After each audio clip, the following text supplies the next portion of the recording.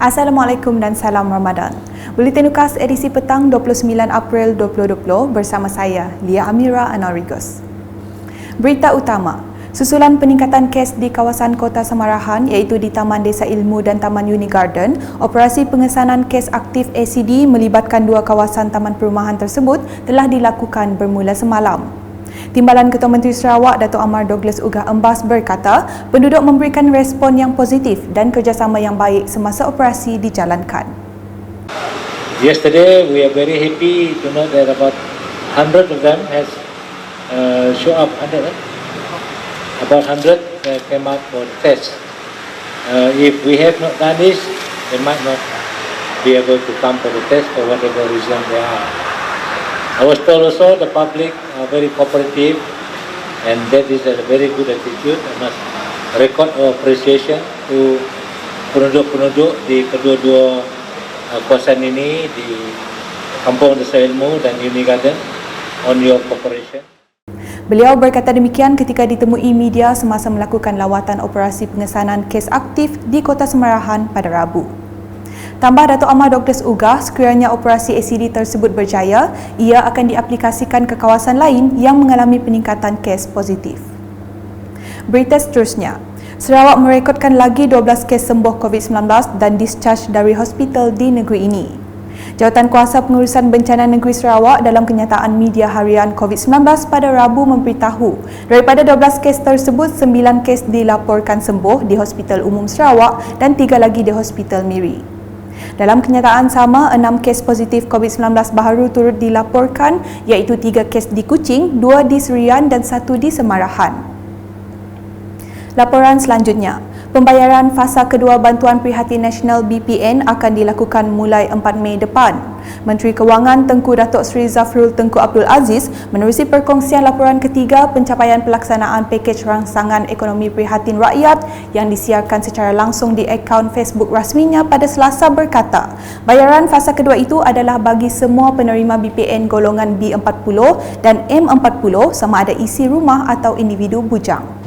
Dengan sukacitanya, saya ingin berkongsi bahawa pembayaran fasa kedua untuk kesemua penerima BPN golongan B40 dan M40 sama ada isi rumah ataupun individu bujang akan dibuat mulai 4 Mei 2020.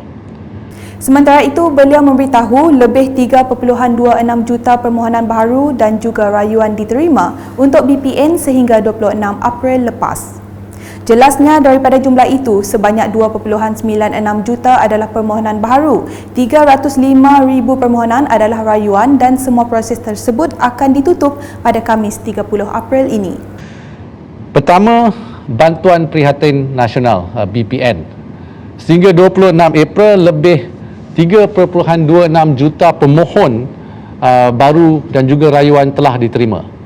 Daripada jumlah ini, sebanyak 2.96 juta merupakan permohonan baru dan 305,000 adalah rayuan. Proses ini akan tutup pada hari Khamis 30 April ini dan pengumuman pembayaran pula akan dibuat pada minggu depan selepas proses semakan selesai.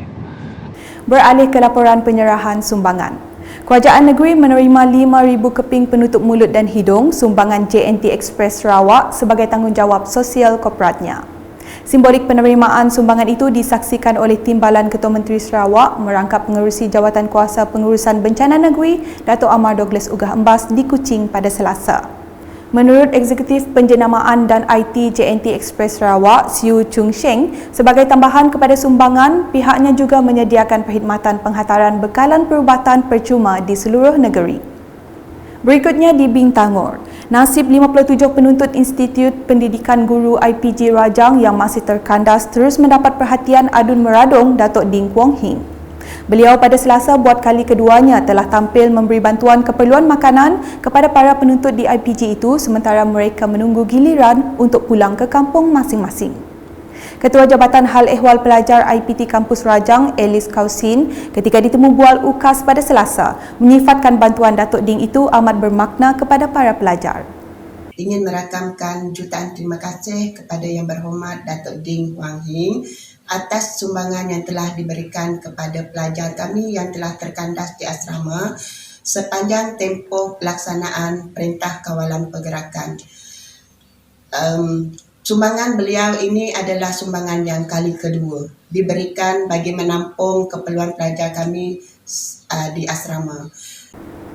Yang di-Pertua Jawatankuasa Perwakilan Pelajar Esther Weni Ngalut turut menghargai keprihatinan Datuk Ding yang sebelum ini juga telah memberi bantuan kepada mereka.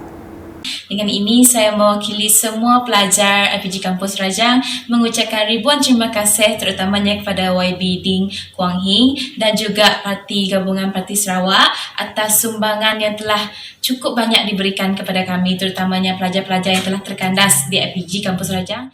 Sementara itu, Adun Pakan Tan Sri William Mawan menasihatkan semua pelajar institusi pengajian tinggi IPT yang dibenarkan pulang dinasihatkan terus mematuhi PKP. Beliau memberitahu ibu bapa berperanan memastikan anak mereka mengamalkan penjarakan sosial dan mengutamakan kebersihan serta memakai penutup mulut dan hidung. Tegasnya, kerjasama semua pihak amat diperlukan untuk memutuskan rantaian COVID-19 sebelum ia merebak dan sukar dikawal. Berikut pula perkembangan di Miri. Hujan lebat yang berlaku pada petang Selasa telah menyebabkan beberapa kawasan perumahan mengalami banjir kilat.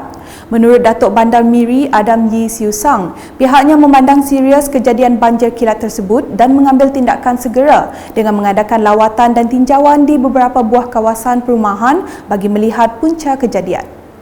Semasa ditemui selepas meninjau kawasan perumahan di Jalan Krokop Utama pada Rabu, beliau memberitahu kegagalan pengaliran air ke parit besar adalah punca berlakunya banjir kilat.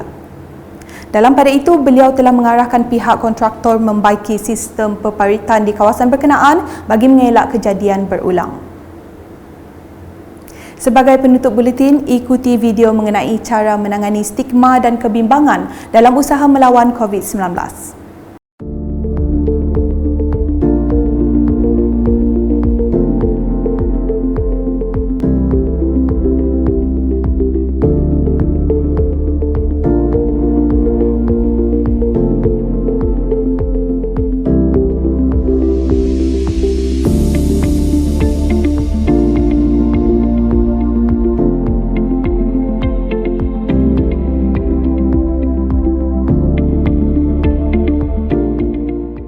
Sekian bersama saya Lia Amira dan kru penerbitan. Amalkan aktiviti yang bermanfaat semasa tempoh PKP ini bagi mendapatkan keberkatan Ramadan. Dapatkan berita terkini Sarawak setiap hari dengan melayari ukas.sarawak.gov.my atau di Facebook, Instagram, Twitter dan saluran YouTube Bulletin Ukas. Salam Ukas.